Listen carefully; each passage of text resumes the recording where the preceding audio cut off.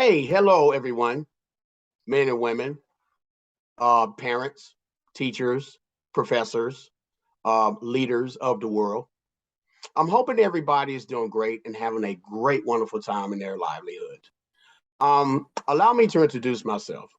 My name is Curtis Abrams, and I'm from Alabama, and I now live in Florida. Nice place. Um, Crazy world, isn't it? It's very interesting that we all have to endure everything that's happening right now. We're not going to compare what happened then as compared to right now. No comparisons with that. But it affects us all. Every man, woman, and even kids, particularly, specifically childhood. And when you were young, it was kind of like when you were a baby growing up, trying to see how the world operates. You just liked everything that you saw. It was a likable thing. And then as you got older and as you more matured in terms of, like, let's say the preteen years and then the teen years, things got different. Things got interesting. And along with the expectations that you was expecting to have, probably you had barriers that came around you as well. You didn't know how to handle things, to get around things, and it was very interesting, but fresh and new. So it's like when you realize that happening to you, you have to ask yourself, like, wow, what can I do to overcome things that I can control and can't control? And that's where the parental guidance comes in, the leaders come in, the mentors, the teachers, just everyone that particular child looks up to. And that's what the elements of childhood barrier is. There's that external validation that the child must have, and then there's that internalness that we all come around. Um, and then there's the emotions, and one particular emotion that is going to, like, have every usage of a nuclear interface with you is that control thought of being upset, being mad, or even being, let's say, angry.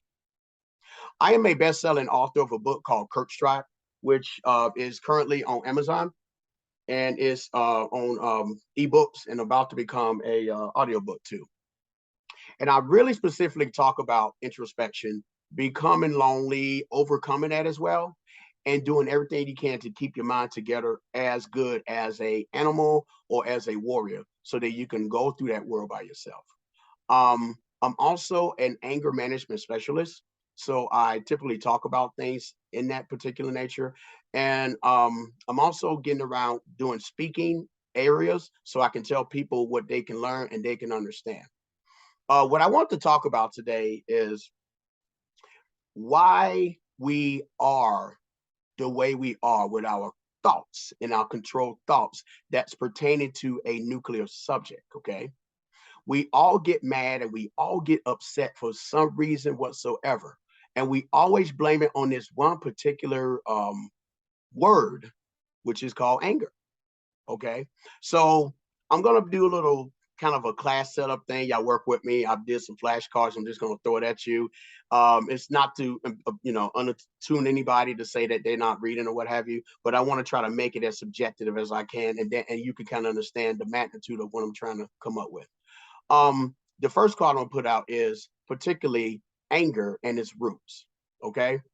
See, the thing about anger to me is, it's an emotion, but it's a controllable emotion. As a matter of fact, anger, believe it or not, is within everyone. A child, a grown up, a dog, or anyone. Everybody has this. It's like this thing that's encapsulated within you. But the thing is, there's ways to control it. Now, what I want to tell you is, when you are angry, it doesn't go away. It doesn't eradicate. It doesn't evaporate like anything. It actually is still there. So when you think you're letting things go, such as that, it don't. It's going to come right back. But it's up to you to make that, transition available. So I want you to understand that anger, for betterment, is a way of trying to establish it so then that you can control it and not get rid of it. Because let's just face it, people, you're never going to get rid of anger. You're never going to get rid of that. So it's just there for you. Now, I want to talk to you about a certain thing that everyone has, whether a man, woman, child, leaders, or elderly people, they have something within their mindset that they probably can control and they can't control. Okay. Look at it as the mind's telling you to do things such as making a peanut butter jelly sandwich or going to an event or going to a restaurant or things like that. And then sometimes you're going to go through a situation that you don't want to do it or you shouldn't do it because it's a wrongful thing to occur. And now your emotions come in connection with the mind. Okay. And that's where the confusion and the confliction comes in. The term of this word is called unconsciousness. You see it right there? Unconsciousness. And what unconsciousness means is basically it's like you have a conscious, but it's kind of like it's telling you to do things that you don't want to do, but you're going to end up doing it anyway. And how would it affect you within, let's say, 5 to 10 years if that was to occur? So you have that power to make that choice within your mind. And everybody's minds is so different. It's kind of like, well, if this way is good, I'm gonna follow that. If this way is not good, I'm gonna follow that as well. And that's where choices comes in, people. People, you got to understand choices are so powerful that it can make you of the person that you want to become or lack thereof if you choose not to. But you shouldn't have to regret any choices that you make if you think that the thought pattern is going to be there. Now, I want to say something else about being rational. Being rational is like when you know that you're going to get something done, there's got to be a legitimate reason to ask to why you are, particularly being the way that you are. We don't understand particularly sometimes why we make these decisions, especially when it comes to things quickly that's done. Like when you do impulsive buying at the store and you just being what they call it spontaneous, but it just happens that way. Now, what am I saying? This is what I'm saying. When you are a parent trying to take care of that child, these thoughts that I'm saying is going to have with them. They don't have no avenue to turn to. They have no situations to get involved with. And now you're talking about what they are wanting from you. And then at the same time, you got to do what you can to show what you are expecting from them. So it's kind of like a two-way street. You want something from them, and in returns, they're going to want something from you. But you need to pay attention to how children are when it comes to something that they're looking for, particularly something they need to have. Because as they get older and as they get understanding the self-identity of the world, the expectations of what a family is looking for is going to increase, and the child's going to feel a little anxiety over that. They're going to feel pressure because of the fact that they have to have family expectations of what they're looking for. And then anxiety comes in, and then depression comes in. All these things will come into a format of compounding thinking that they're going to be upset and angry over things. And that's where the confusion comes in with everything. So what I wanted to tell you about is, um, you know, where is this anger coming from? Where is this emotional stability of getting upset over something probably superficial or something very dramatically big? But it's an emotion. That's the thing. As long as you are aware of that emotion, which is the number one thing, if you're aware of it, then yeah, now we can work around with that. But let me tell you something, people. Or let me ask you this question. What is the root? Something is coming from somewhere, right? Your car breaks down on the highway and something's up. And you pop open the hood and you don't know what's the problem of the car. You know, there's people attacking you, beating you up for no reason, and you have absolutely no reason, no clue as to why. You go traveling somewhere and there's a turbulence in the I don't know, cockpit of the airplane. It don't go down and crash, but it goes down kind of crazy. What is going on with this? Relationships, they mad at you because of some insecurity problem, what have you. What is going on? Why is all this happening? Why is this a a a happening with me?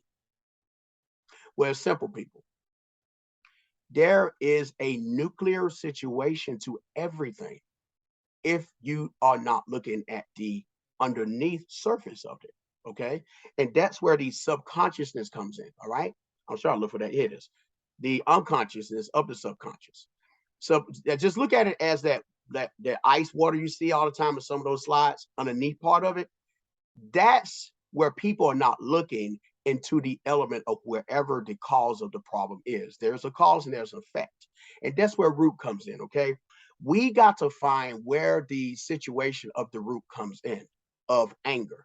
And the reason I chose anger in this presentation is because out of all elements of self-help and out of all elements of behavior problems and cognitive problems, when it comes to a root of a problem, anger is almost always the number one reason as to why things trigger to happen. So it's best to let everybody know in this presentation what causes us to act the way we act, or the act of fear, or the act of flight, or the act of just being rage and everything else. But there's got to be a cause of it. And yeah, it could just very well be the fact that you need to go deep down and see where the nucleus is. I know y'all see that movie Training, not Training, what am I talking about? Independence Day, where they couldn't figure out why they couldn't destroy those spaceships. Well, later on in the movie, I'm not trying to get it out, but they found out a reason as to what can do to eradicate the ships coming by going to the center of the head of the problem, the situation. And it's very important for you to realize that if you got to understand why it is a control based anger control, that you need to know as to why it is the way it is. Now, it's not too late to realize what to do about these things, right? And and when I finish talking to you, I'll tell you what you can do to control those things. So let's talk about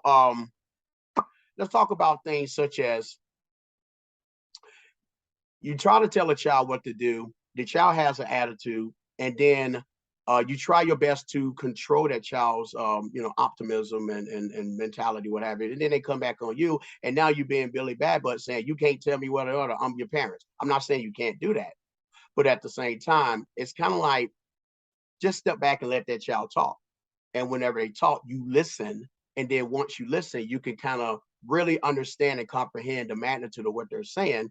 And then eventually you'll get it. And then you'll talk to them where they need to have. And now you got this level playing field of now understanding what their child wants.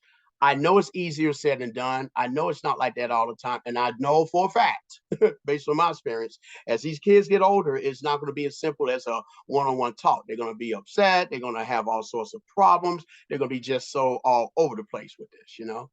And what you don't want to do as a leader or as a coach or as a mentor or as a parent is you don't want to overstep your boundaries on these kids. Don't make it as if you've been there and they don't, and you need to let them know. You don't have to tell them that because I think they already know. And the term I want to kind of put out with this is ego. Okay. What I mean by ego, people, is like, you know, that's probably why the socioeconomical world is the way it is right now, that we try to get along, but we can't get along because we don't want one person to make it, but the other person will, or we don't want them to get by. We don't want to subject to help them. Well, if that child gets upset and mad with you, don't be mad and just throw things around and say you can't this. Help them if it's possible. It's like in business. It's kind of like when you try to start a business, but then yet you upset because you're not bigger than him, or you're not saying one's bigger and better, but this man's probably a doctor, or he's probably a number one, whatever. He's got a good title, he's got fancy cars, and you're upset with him because you're not in his level, probably. And because of that, you have an unsatiable ego of that magnitude because of that fact of you feeling that way with him, that you guys don't want to get along. No, don't do that. Instead of putting the ego up on yourself because you think he's better than you, and that's just your thoughts. Why don't you try to help him and be happy for him and give him the celebration of what he's done and feel good about that? That way, he'll know that you mean business, and you know that you'll feel good about these things. At some point, y'all are going to feel better than wherever it is. Don't be mad and upset because someone you think is better than you, someone you think is higher than you when it comes to money or titles or anything like that. Get that thought off your mind and keep it as low ground as you can. Because what you want to tell these children, people, is You want them to understand that you're there for them if the parents is not there and they got to go to work and stuff, and you're just being there so then they can have a good mindset to where they need to go in terms of a great direction as they move forward in life. So when it comes to ego, just look at it in a sense of, compounding yourself with it. Now, talking to a grown person and they try to confront you, that's one thing. But when it comes to you having that control, I keep saying control a lot because it's in the mind, okay? That you don't let the ego inside your head get to you to a point that you think you're better than anybody, or you think you're better than the child, or you think you're better than anybody. No, keep that to a point of compression. And just like I said earlier about anger, you can't eradicate it, but you can kind of calm it down a bit. You know what I mean? And that's what it's all about when it has something to do with trying to not have your pride around you when it comes to helping people out. You don't want to get around with that. So I talked about ego, and that's where it comes down to. Now, I want to say something else about how to show assurance and reaffirm it to people. Okay. Um, People are going to look up to you, especially kids, if you know you got a great, great mind and a great, great heart of compassion. Show that compassion to the children. Let them know that you are important. Let them know that you mean the world. You mean everything to them, okay? Because it's the emotional intelligence that you have that you need to present to these kids and to everyone else around you. You are that warrior. You are that, and I put it in my book, you are that lion. You are that eagle. You are that shark, because you got the mentality, you got the bravery, and you got the perception of everything else. And that's what it's about. Woo, social media. What should I say about social media? It can become a very big influence to people, y'all. And sometimes these kids get really, really involved into that so much to a point that they figure that they know everything more than you do. You see a lot of crazy stuff online, whatever they do as far as like entertainment purposes, trying to get the self-esteem established. That's what it's really compounded to. Um, I really think in my book that, you don't have to use social media or any elements of that nature from other people to get their points in terms of your internal point of view. Sometimes people, I think, when you turn the phone off and when you let go in terms of like just not logging on the internet, whatever, and just go out for a walk or something, read a book or something, will give you a more emphasizing way of how life is. Your mind is fresh and everything else comes into play. Because let's face it, y'all, when it comes to looking at other people trying to esteem themselves as trying to fit in or be better on social media, um, it becomes a problematic mindset issue because they want to be accepted, or they figure that they're too fat or they're too skinny because somebody else is trying to look good for their. It's kind of like when you look at somebody else trying to look good, it's like they're saying, in my opinion now, they're saying that, okay, this is how I look and I could be better. This is how you may not look or what have you. And just take it as it is. Well, that person, that child particularly, might get upset about that because of how they feel about themselves. So it's like, you know, tell your kids to like stay away from the internet for one, stay away from these social media. Don't get too absorbed into it because it can become poisonous as possible. And it can really, really become a detrimental fact to the self-esteem and the self-identity of that person. So get them off, get them off, tell them that, they don't need to, get more involved emotionally to those things because again, that's where the underbelly of the subconsciousness comes in when it comes to trying to, find things, whatever your rationale comes. Now, as far as anger goes in terms of, feeling this way, this is what you do. It's simple. What you want to do is you want to breathe a bit and just say, oh, let me calm down. Because first of all, you're getting worked up over something that has triggered you to get that way. It's that is intense stage. It's like a volcano. Something is starting to erupt it, but then you're at that point now that all heck breaks loose and you want to start fighting. But once it's over, now you gotta come to the calm down stage. Okay. And when it comes to the come down stage and being suppressed and everything and relax and whatever, now you need to know how to understand things. And now the guilt comes in because of what you've done. is that emotional reaction to everything. Every emotion can be controlled, just like every thought can be controlled. If you combine the thoughts and emotions together, then yeah, you're going to have a certain unconsciousness towards yourself, something you can't control. Okay. There is a Buddhist analogy that I wanted to share you guys with. That's we're talking about calmness and anger. The name of it is called being a monkey mind. And what a monkey mind pretty much is it's kind of like you have this intrinsic thought of trying to stay focused on situations you can't control. And what they're saying is like a monkey swinging back and forth to a vine or whatever. Because of that, you having your undisciplined mind because you angry. It's not catching things, so it's areas. Okay, kind of like compartmentalization.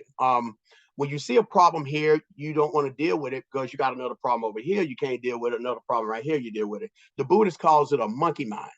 You don't want a monkey mind in your mindset right now because these kids are going to have you running all over the place. They're going to have issues of problems with their, self-identity. They want to know what's going on with the boyfriend relationship or the girlfriend they is to get older, or they having anxiety problems because they fail in grades in school, they think, or they don't know how they look outside, whatever. And these are monkey mind scenarios that you may need to try to work out.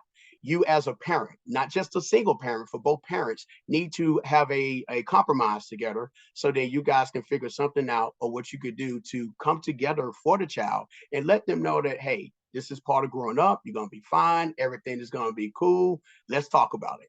And just have a very serious conversation and then have a talk about it, because whatever the monkey mind interrogates within you, you got to ask yourself, we need to identify what causes this to occur for all these problems to come at one time. And then it not just affect the children might affect you too. You have this going on at your job, or you got this going on with your car problems. You got this going on with your wife getting mad because they didn't make the peanut butter and jelly sandwich like you want to, or they get mad because the tire's flat. You got to figure out how to swing the branches at a time. And if the mind is not undisciplined due to the thought, then you're going to have those situations to occur. So I want to throw monkey mind at as well. Have you ever heard of this term? It's not that serious. Don't you just don't that get to you sometimes? You get upset over something, and in your mindset, it's a problem. But then their response is usually it's not that serious. Little words like that. My interpretation on it's not that serious is you're not understanding the complexity of what I'm going through with my problem. You're trying to neutralize it by making it as plain as you can. Okay. The conceptualization is not there when those people are not listening to where you are. I can kind of simulate this to also things such as what's up with your little business, or what's up with your little company, things like that. Words can really get to your mind and it will hurt you. So it's like when you are angry and we are upset, the words that you tell these children, or the words you tell yourself, or the words you tell other people, you got to calm down with them and use these breathing techniques probably, or just count to 10. Because when I was growing up and I got angry, I closed my eyes, put my hands up like this and count to 10, and then open my eyes. It felt better. It can work to some people. Sometimes it may not. You can count to 10, open your eyes, or count to 20 and open your eyes. Whatever the case may be, what you need to do is watch what you say with people, okay? Think about what you're doing before you actually do it. Okay, this is not a psychological phenomenon, but you have to really use your intrinsic, views on things. Okay, but when those intrinsic thoughts turns into uninhibited thoughts, then you're all over the place and you don't know how to control yourself. See, the thing about anger is some people like to use anger as an excuse as to why they are being their perceptive self. That's not the case. See, when it comes to depression, yeah, there's a logical reason why you're sad. But when it comes to anger, it's just a reaction. That's all what it is. It's a reaction to an emotion. So when a kid gets angry, yeah, acknowledge what he's doing, but don't get too mad. Understand why he's angry and overcome it by letting them know how you would feel and how you love them. They may not see it right then and there, but at some point they will, and they're going to feel very gratified towards what you're doing. Okay. And going back to the ego, don't be so like overzealous or prideful because of the fact that You know you got everything under control. Let the kids know that you are on their side. Let them know that you feel great about how you are. And then that comes into play, you'll feel great, okay? Lack of concentration, motivation. When it comes to motivation, motivation is something that the kid lacks of whenever they go to school. See, barriers, the word barriers is pretty much it's like a cage that you're trying to prevent them from learning. They got to learn something. You got to give them that opportunity to learn. If you don't, and they get caught like this, they're going to be forever traumatized. And they don't need to be in that uninhibited situation. Okay. Animals is one thing, but humans are beautiful. They're all over the place. They have this emotional precipice that they can change the world if you allow them to do that. But are you willing to allow yourself to become into that way? Or are you going to still become the quintessential butthole that won't allow these kids to be how they are? Yeah, you want the kid to have a say so, and you want them to have their liberty to be how they are. But that doesn't mean you got to let them take over everything in the household, okay? Because quite frankly, they're learning very quickly about respect, responsibility, and the way to compose themselves. You have to just discern yourself, knowing that this is all happening. And they need you. They need you more than ever. They don't see that because they don't know anything about how it is to have a total control of their livelihood yet.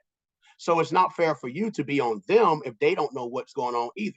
Look at it as they're in the forest and they can't see where they are in the forest. But you holding their hand and guiding them to where they're at, then they can trust and believe in you guiding them to the right direction. That's what it is, particularly.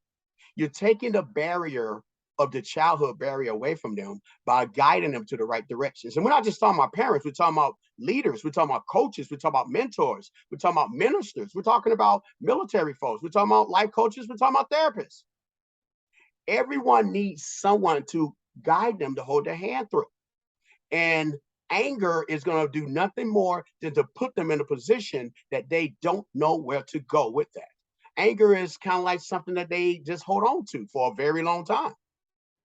But it's not impossible to let them know that anger can be controlled.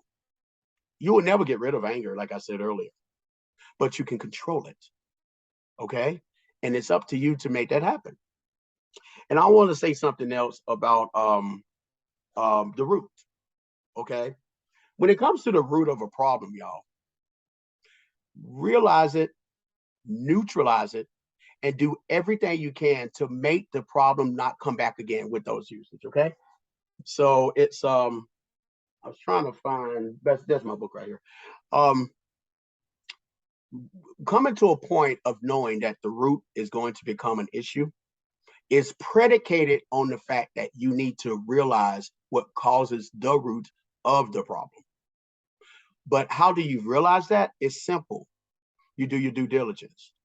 You get everybody mindsets. I mean, get everything off your mind that's involving everybody or anything.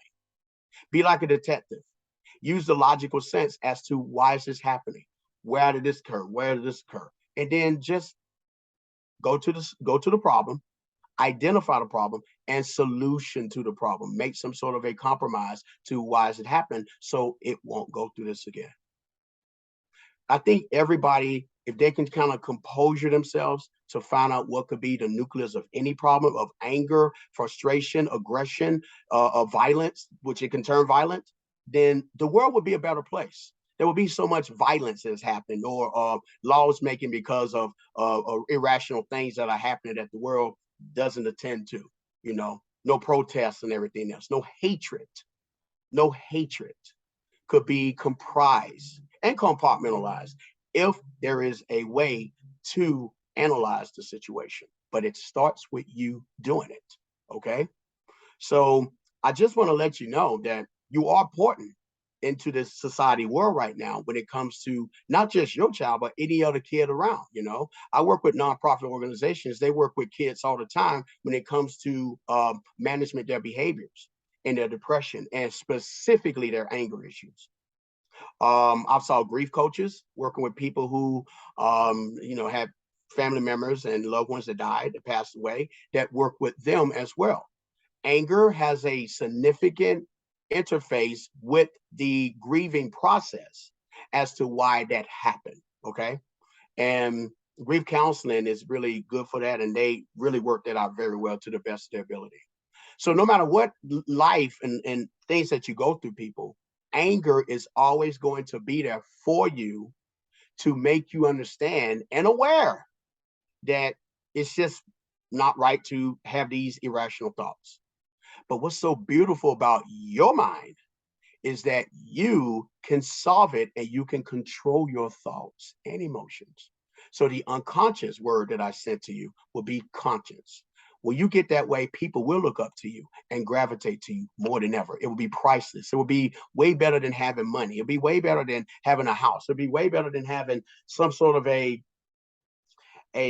commitment to anything else that's other than your true value self. But it starts for you to do this. I want to do one more thing. This is coming from my heart that I need to let you know. Okay.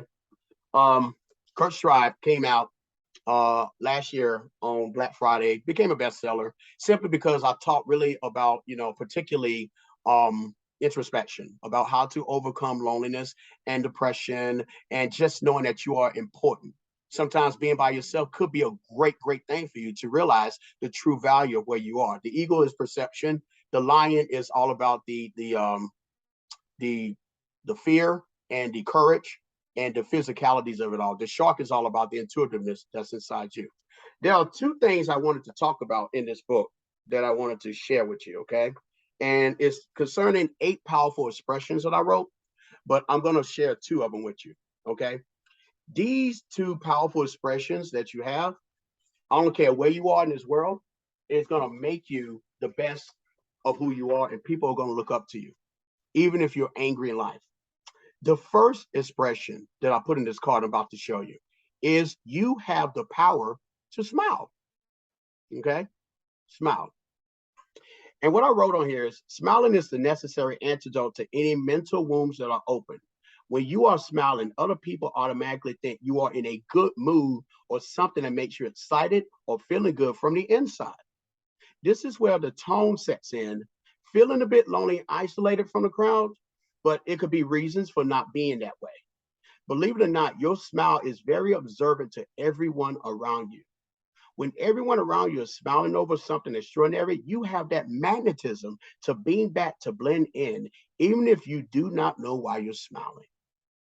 Even when you go to bed at night and say a prayer, and when you wake up in the morning, have a smile on your face, knowing that you exist. Even look in the mirror.